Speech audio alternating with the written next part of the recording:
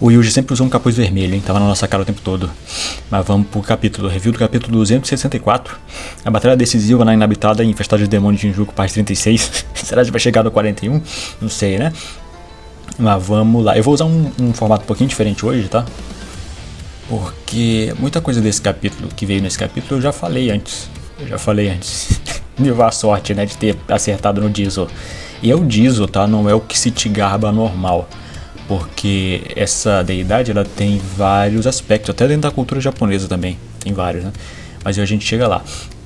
Vamos começar nos pontos mais importantes do capítulo aqui. Primeiro, deixa eu checar aqui, ó. Primeiro, a escada de Jacó. A frase do gag da semana é mais groselha, tá? Não tem nada a ver com o capítulo, não. Aparentemente ele tá procurando um adesivo do Dr. Dementos. Eu não sei quem é. Mas vamos lá. Sukuna tá tomando a radiação da luz, né? A gente viu da primeira vez que a Hana usou esse poder da escada de Jacó. Só a luz que ela irradia, antes dela castar a escada, só a luz que ela irradia já é o suficiente para cegar muita gente. Mas o Sukuna tá tomando a luz. E aí a gente tem uma coisa estranha. Porque ele dá um soco no chão e as pedras começam a voar. Como se a luz fizesse uma área de baixa gravidade, né? Então eu acho que não foi tão difícil. Se o negócio tá levantando pedras gigantes, essas pedras devem ser mais pesadas do que ele. É concreto. Deve ser mais pesado do que ele. Então ele conseguir voar pra cima ali pelas pedras, então não deve ser tão difícil não. Mas ele fala mais pra frente, né? Que diferente da escada de Jacó que foi no domínio do Okotsu, que tava mirando só nele, essa tá mirando em área, né? Essa tá mirando em área em tudo. Então vai acertar o Aoi e o garoto do Pirraio também, né?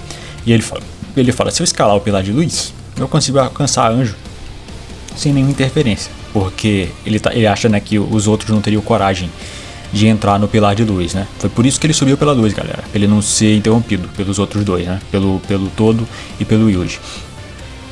E aí ele corre pra cima da Hana e a Anjo manda a Hana cair fora, né? Só que não é o suficiente. Aí ele explica, ó.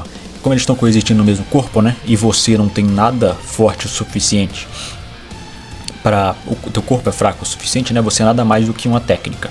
Então, ele perdeu um braço, né? Acabou causando muito problema por causa disso, né? E aí é interessante isso aqui, porque pelo que ele fala, né? Se a Anjo tivesse encarnado no corpo da Hana, ela teria força suficiente para lutar mais, né? Só que a Hana em si não é uma guerreira. Então a Hana em si não dá conta, ela só tem uma técnica poderosa. E aí ele fala, né, e você não tem mais como conseguir, né, a emissão, o desempenho que vocês tiveram anteriormente. Esse negócio dela perder um braço, galera, eu vi umas teorias do pessoal falando que é como se fosse... É um negócio que ela não acostumou ainda, entendeu? O reforço, o fluxo da energia motor dela ainda tá correndo pro braço, que ela não tem ainda, que ela não tem mais. E isso tá gastando muita energia, né? E isso termina que um braço acaba fazendo bastante diferença, tá? Porque o Hakari, se vocês lembram, né? Ele trocou o reforço do braço para distribuir pro resto do corpo para ele sobreviver àquela explosão do Hajime. Então o reforço de um braço é bastante coisa. Foi o suficiente entre o Hakari sobreviver e o Hakari morrer, né? O negócio do reforço do braço. Então esse negócio da energia que está fluindo no braço é grande o suficiente para fazer essa diferença, né? E o Sukuna fala que ele dá a entender que a Anjo em si era bem mais forte, né? Ela era guerreira em si, né? Mas a Hana não é. E como ela não resolveu não encarnar na Hana, a Hana só tem a técnica mesmo. Então tá mais fraca, né? E a gente comparar com a primeira vez que ela usou a escada de Jacó, a escada de Jacó parecia maior que uma cidade, galera. Parecia ser gigantesca o negócio. Então tá muito mais fraco. Tá muito mais fraco, né? E tem esse procedente, né, do braço em si ser a diferença entre a vida e a morte. Ali no caso do Hakari. Então é isso. Termina que continua bucha, né? Mas tem alguns procedentes nisso aí, né? Mas é interessante. Mas aí vamos pra frente. O Todo, ele não teleportou, tá? Como algumas pessoas estavam falando, ele não teleportou. Ele subiu por fora. Ele não subiu por dentro da escada de Jacó, na verdade. Ele subiu por fora, dá pra ver aqui, né? Dá pra ver ele pulando pelos prédios e tudo mais. Tem a marca do pé dele, ele pulou por fora. E aí ele tanca mais um Kokusen. O Sukuna, ele fala, né, que esse homem, ele é a essência do feiticeiro, né? Do feiticeiro Jujutsu. Botando muito respeito no cara. Ele provavelmente falou isso, tá? Porque o Sukuna sempre falou, né, que... Até o pai da Maki também ele fala, né? Que é meio que o orgulho de feiticeiro das antigas, né? De você Você treina o seu corpo sim, mas o poder do seu corpo vem do Jujutsu, né? Ele fala, o que a Maki faz não é nada não é nada de novo. Todo feiticeiro é acostumado a melhorar o corpo usando Jujutsu, né? E é a mesma coisa que o Sukuna discutiu com a Maki, né? Ele discutiu com a Maki. Ele fala que o que é mais forte, né? Melhorar o corpo através do Jujutsu ou melhorar o corpo através da restrição celestial, né? O que é mais forte, o corpo ou o Jujutsu? E o todo, ele já tancou dois. Já tinha tancado um Black Flash anteriormente, só usando a reorganização da energia amaldiçoada, né? Pelo que a gente viu. E mais uma vez ele tanca outro agora. Na primeira ele tancou, a primeira quebrou o Vibra Slap, mas dessa vez já estava quebrado, né? Ele quebrou o Vibra Slap quando ele teleportou a Anjo, galera. Né? Então não teria mais o Vibra Slap nesse momento. Ele não teleportou, né? Ele subiu até aí. Mas é o terceiro Kokusen, galera. Acima de classe especial que o todo tanca. Só nesse negócio de reorganizar a energia amaldiçoada para a área do impacto. É impressionante, é muito impressionante isso aí. É por isso que o Sukuna elogiou ele como um feiticeiro Jujutsu, né? Ele não tancou só na parrudice, né? Ele tancou usando o Jujutsu. Então, bota muito crédito nesse cara. Infelizmente ele não perguntou o nome do cara, né? Mas ele já conhece, porque ele estava no corpo do Yuji, né? Ele não reconheceu o nome não é igual o Higuruma, né? Mas caíram o Todo e a Anjo bem pra longe, né? O Todo tancou o impacto do Kokusen, mas a Anjo acabou, mais uma vez, né? Eles salvam a Anjo de forma muito abrupta, né? Porque na primeira vez, quando ela caiu do prédio, o Aoi, o Amai, ele fez tipo um Doton, né? Ele fez uma parede de pedra. Eu não sei como ele fez uma parede de pedra, porque a técnica dele é de fazer pudim. Aparentemente aquilo era uma parede de pudim. Mas ele salvou ela. Ele salvou ela assim, né? Caindo do prédio, de cima do prédio. Só que dessa vez ela tomou impacto tanto caindo de vários prédios quanto do todo nela. Então, o Kokusen que ela não tomou, ela tomou mais impacto de outro lado, né? Mas vamos continuar. E aí, né? E aí o Sukuna, nisso, ele olha pra trás e ele percebe que o pirralho subiu pela escada de Jacó. O que ele não tava contando, né? Ele não tava contando que o pirralho subiu pela escada de Jacó. Se queimou um pouco também, mas a gente não vê muito disso, né? E a gente tem aqui o negócio, né? A escada de Jacó continua ativa, mesmo que depois que a Anjo caiu, hein? Então é um construto que ela conjura no lugar. Ele permanece depois de um tempo. Só que como tem esse negócio da baixa gravidade, eu não acho que o Yuji tenha usado o negócio de andar no ar, tá? Então eu retiro isso aqui do que eu falei nos spoilers. Eu acho que ele não andou no ar não, porque tem a baixa gravidade, né? Então é isso. E aí o Yuji acerta o Sukuna mais um soco, depois, né? Joga ele no chão. Mais um soco, né? E aí o Sukuna acorda e ele percebe que o Yuji tá ali usando o clivar no chão pra desestabilizar ele. Aqui eu achei que o Sukuna tinha recuperado a técnica dele, mas não, tá? É só um ataque com a mão mesmo, pelo que a gente viu aqui. É só um ataque com a mão. Nem o jutsu que corta, né? Que ele aplica na mão, ele tá usando aqui. Porque ele fala no próximo quadrinho, finalmente quando ele regenera a mão aqui, né? O narrador fala, né, que depois que alcançar mais um Kokusen, né, o Rei das Maldições ele recuperou sua técnica reversa, né, finalmente, né, e ele recupera tudo. Recuperou a boca do estômago, recuperou os braços, tá, recuperou o olho que tava faltando. Eu não sei se recuperou o coração, porque, mas a gente tem um pouquinho mais pra frente aqui, ó. E ele fala, não existe motivo para eu usar, né, pra eu me arriscar tanto do jeito que o Gojo fez, né. E aí ele continua segurando a mão do moleque, tá? Agora ele tá usando a mesma tática que o Yuji tava usando nele, né? De segurar a mão dele pra longe porque ele tá com medo dos cortes, né? E aí ele fala, né, que a única coisa que eu posso... A melhor coisa que eu posso fazer aqui é esperar até a minha técnica recuperar, né? Até então esse moleque não é um moleque em si, não é uma ameaça à minha vida, são só os cortes dele, né? Então aqui confirma, né, que o Sukuna não recuperou os cortes dele ainda. Ele tava só lutando na porrada. E aí o Yuji corta o chão, ele consegue destabilizar o Sukuna, né? E ele vai pra cima pra acertar o clivar no Sukuna, né? E aí o Sukuna pensa, né, que o desmantelar, que só acerta a barreira entre a alma e as almas, né, entre a minha alma e a de Megumi Fushiguro, ele é uma técnica letal para qualquer tipo de feiticeiro encarnado igual a mim, né? E ele fala, mas então é só eu não ser acertado por isso, né? Só eu não ser acertado por isso. Ele fala aqui que é letal, né? Pelo que a gente viu na primeira tradução, seria letal próximo, tá?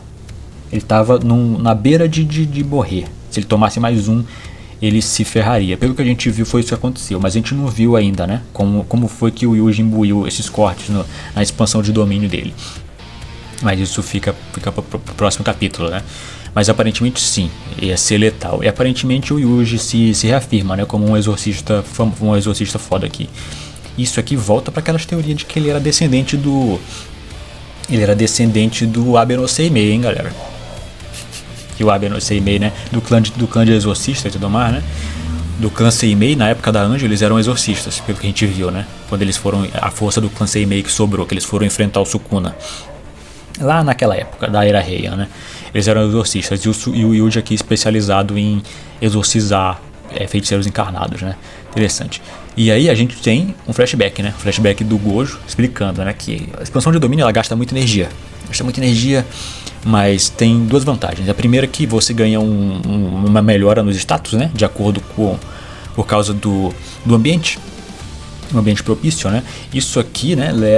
Mais uma vez, né? A gente volta para aquela teoria. Eu lembro que teve uma discussão muito forte aqui nos comentários sobre o domínio simples sobre o domínio simples.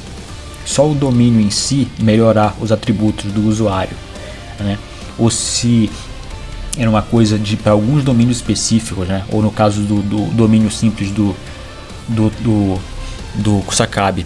Mas aparentemente isso aqui era para estar em toda a expansão de domínio, pelo que o Gojo está falando aqui, né? Mais uma vez, era para estar em toda a expansão de domínio, porque o Yuji vai usar isso agora, né? E vai usar os dois. E aí a segunda vantagem é que qualquer técnica imbuída no domínio é garantida de acertar, né? E a gente vê o Yuji usando a expansão de domínio. Ele usa um Mudra diferente, né? Mas pelo contexto aqui, galera, essa expansão de domínio foi o Santuário Malevolente. Ele queria estender os cortes, não a técnica de sangue. Ele precisava acertar os cortes, porque o Sukuna estava se desviando. Então, foi o que ele pensou, né? Foi exatamente o que ele pensou. Aumentar a força dos cortes e fazer os cortes acertarem o Sukuna de qualquer jeito. E aí ele abriu a expansão de domínio. Esse Mudra dele é o Mudra do Kishitigarbha. Não é o Mudra do Jizo em si. É um negócio um pouco mais antigo do Kishitigarbha, né? É chinês, galera. Chinês do século 7. Eu pesquisei aqui, né? E aí o narrador fala, né, que o narrador dá o aval aqui, né? Ele fala, né, que através do treinamento de troca de corpos com o Atsuya Kusakabe, o Yuji Itadori aprendeu todos os fundamentos, né, de técnicas de barreira, né? E aí o Sukuna acorda na forma do quando ele estava no corpo do Yuji, né? Numa estação de trem. Essa estação de trem, pelo que eu vi muita gente falando, ela é a estação de trem da cidade onde o Geg nasceu, né? O Geg conhece esse lugar aí. Conhece bem, né? Devia ser a estação de trem onde ele fazia aquele campeonato de botar inseto pra morder o pau dele, né? Vocês lembram dessa história dessa história esquisita do Geg? E aí o Sukuna toma um susto, ele fala, o que é isso, né? E é bem parecido com o purgatório do Gojo. Bem parecido com o purgatório do Gojo, né? E aí até as cadeiras, né? As cadeirinhas do mar, né? Muito parecido isso aqui. E aí o Yuji fala, vamos nessa, Sukuna, vamos nessa, né? Vem comigo, né? E aí o narrador fala, né, que o editor fala, né, que a batalha decisiva desses 1 contra 1, né, acabou indo para um domínio desconhecido, né? É um trocadilho, né? Tanto domínio desconhecido quanto para uma direção desconhecida. E esse é o fim do capítulo e a gente precisa comentar isso aqui. Não tem segredo aqui da expansão de domínio, tá, galera? Ele usou o Santuário Malevolente. Talvez o nome dele seja diferente, né? Mas ele imbuiu o santuário, porque o que ele queria aqui abrindo essa expansão de domínio era estender os cortes para acertar o Sukuna, né? E o Sukuna fala aqui, esse corte específico que acerta a barreira entre as almas, né? É letal para qualquer feiticeiro encarnado. Toda a narrativa desse capítulo, ela leva a entender que essa expansão de domínio foi um santuário malevolente, sim. Só que em vez do acerto garantido do Sukuna, né, que ele mistura o desmantelar com o clivar, o do Yuji, aparentemente pelo que a gente viu, ele usou esse desmantelar que acerta a alma, né? E aí a gente tem que voltar aqui, ó, porque eu acho, né? Aqui é a Red Canon, né? Eu acho que a gente pulou muita coisa. O Geg acabou pulando muita coisa. Porque eu acho o seguinte: se você arrancar a alma do Sukuna do corpo, o Sukuna morreria, né? Ele viraria uma alma penada. O Yuji, aparentemente, com o Kishitigarbha aqui, né? Ele e o pai dele sendo, a mãe dele sendo Kenjaku, né, e tudo mais, pelo que a gente já viu, tem tudo a ver. Ele estava usando no Japão, na cultura japonesa do Jizo, o Jizo que cuida das crianças, tá? Não é todos os Jizo, tem vários, tá? Deixa eu checar aqui, ó. Tem o Yata Jizo, tem o Emei Jizo, tem o Karate Jizo, tem o... Deixa eu ver aqui, tem vários outros Jizo aqui. São vários tipos, né? São vários tipos. Shogun Jizo, Hada Akai Jizo, tem o Yatadeira, tem um monte aqui, tem vários Jizo. O negócio é o seguinte, o que cuida das crianças, ele é o... Deixa eu checar aqui, ele é o Jizo Mizuko. Jizo Mizuko, que é o cuidando das crianças. É esse Jizo que as pessoas fazem oferenda para cuidar. É o Jizo dos fetos não nascidos, galera. É o Jizo dos fetos não nascidos. Tem tudo a ver com o Yuji que engoliu e tá continuando a vida dos pinturas amaldiçoadas que nunca chegaram a nascer. Tem tudo a ver. E esse Jizo que as pessoas botam roupinhas vermelhas. Lá no Japão, os pais das crianças botam as roupinhas vermelhas nas estátuas desse Jizo. E o Yuji sempre teve um capuz vermelho. Esse Jizo, ele tem a ver com o reino do ventre, tá? O Garba-Rato, ele tem a ver com o reino do ventre.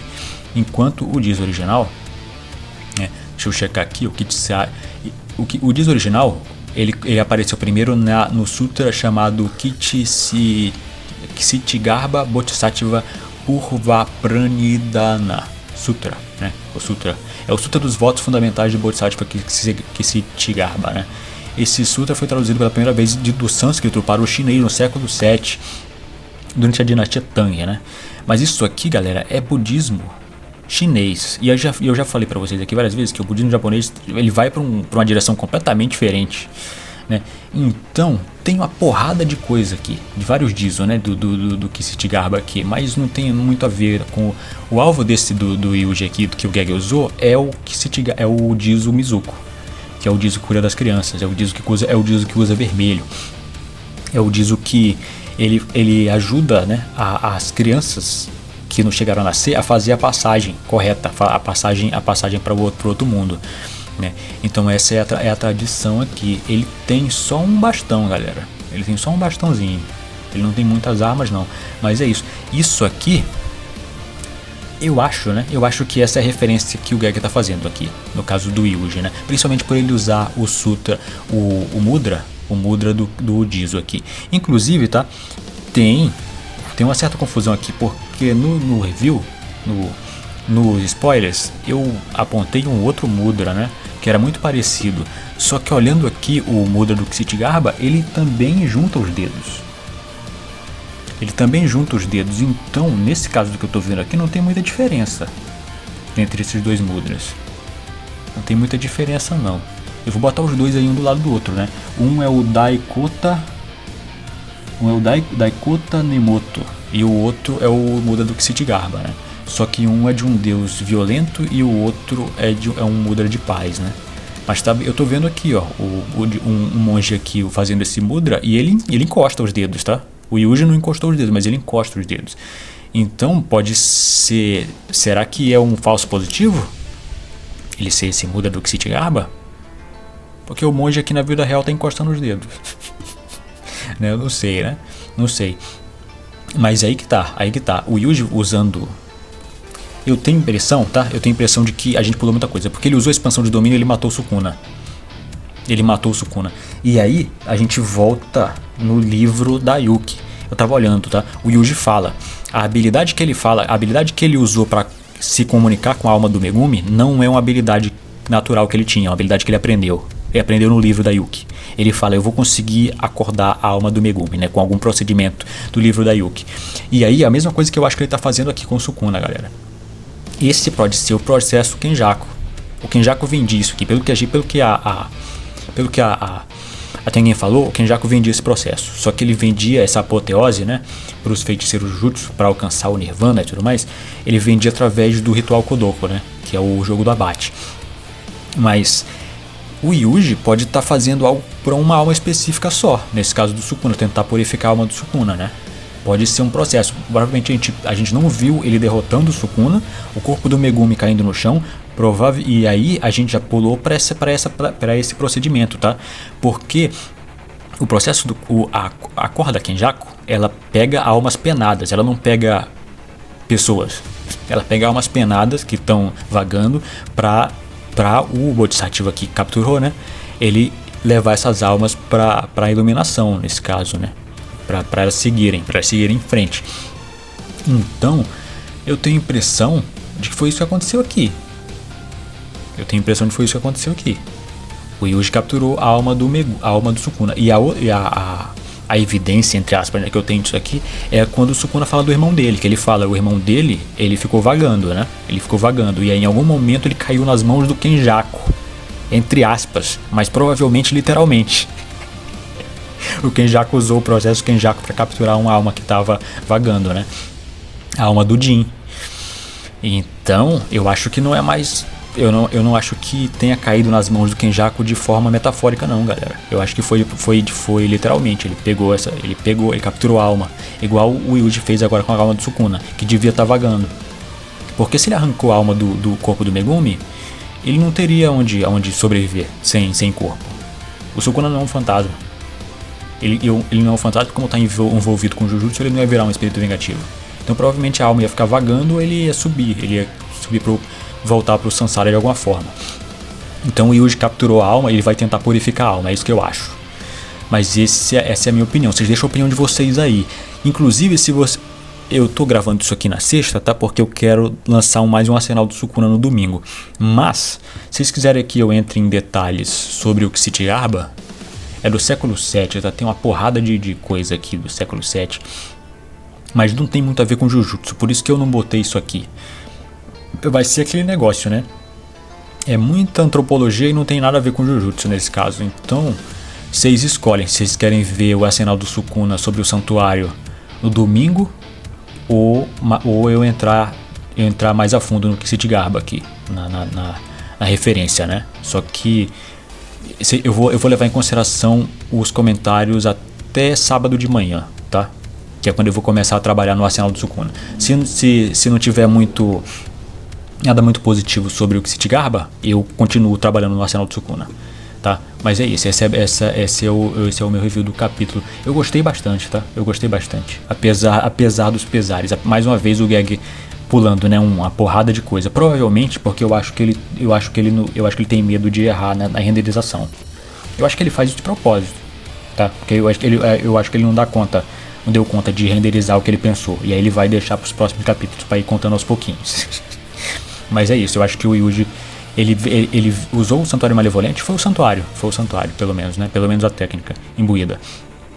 E aí ele usou esse processo, um processo dos livros das almas, tá? Para ele capturar a alma do Sukuna, ele vai tentar purificar a alma do Sukuna. Talvez esteja no próprio corpo dele, tá? Mas eu não acho que ele faria uma sacanagem dessa.